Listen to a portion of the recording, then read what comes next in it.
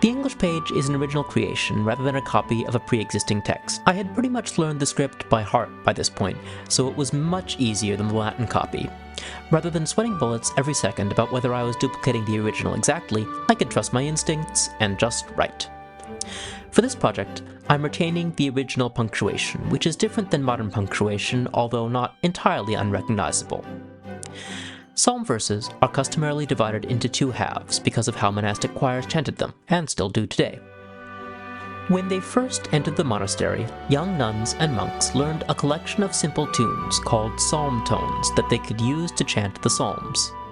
Each tone consisted of an invocation to start the psalm, a mediation, which they sang at the end of the first half of the line, and an ending, which they sang at the end of the second half of the line.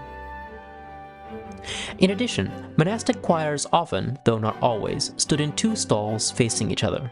One stall would sing the first half of the line, and the other half the second. This practice is called antiphonal psalmody.